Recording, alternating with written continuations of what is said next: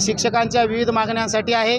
यापूर्वी सुद्धा शासनासोबत चर्चा झाली, अनेक प्रकारे निवेदन देण्यात आले, परंतु आमच्या मागण्या सुटल्या नसल्यामुळे आज हा मूक मोर्चाचा आयोजन आम्ही पूर्ण महाराष्ट्रात सर्व शिक्षक संघटनांच्या वतीने, सर्व शिक्षकांच्या वतीने केलेला आहे। आणि नांदेड जिल्ह्यात सुद्धा हा मूक मोर्चा यशस्वीपणे इथे झालेला आहे। माननीय कलेक्टर महोदयांना आमच्या मागण्याचे निवेदन दिलेले आहे आणि ते निवेदन मुख्यमंत्र्यांना पाठवावे असं आम्ही विनंती केलेली आहे। यामध्ये 15 मार्चचा शासन निर्णय रद्द करावा, जे कंत्राटी धोरण आहे शासनाचं ते रद्द करावं, अशा प्रकारे जुनी पेन्शन योजना आहे ती 2005 नंतरच्या सर्व शिक्षकांना लागू करावी, आश्वासित प्रगती योजना लागू करावी, सरसकट सर्व विषय शिक्षकांना वेतन श्रेणीचा, पदवीधर वेतन श्रेणीचा लाभ देण्यात यावा।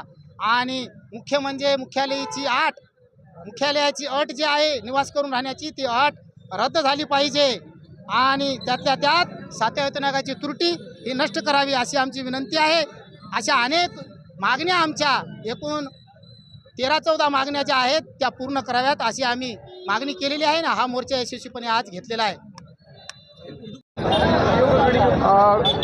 शिक्षकांच्या मागण्यासाठी शैक्षणिक कामे, संच मान्यता, शालेय गणवेश, विविध मागण्यासाठी जिल्हा परिषद, नगरपालिका, खाजगी शिक्षक संस्था सर्वांचे महाराष्ट्रभर शाळा बंद करून आज मोर्चा नांदेड येथे त्या महाराष्ट्राबरोबर काढण्यात आला।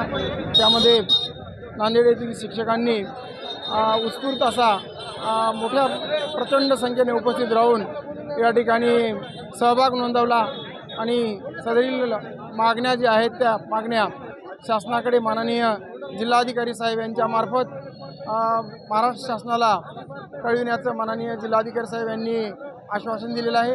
त्यांना निवेदन देऊन हा मोर्चा या ठिकाणी सांगता करण्यात आली।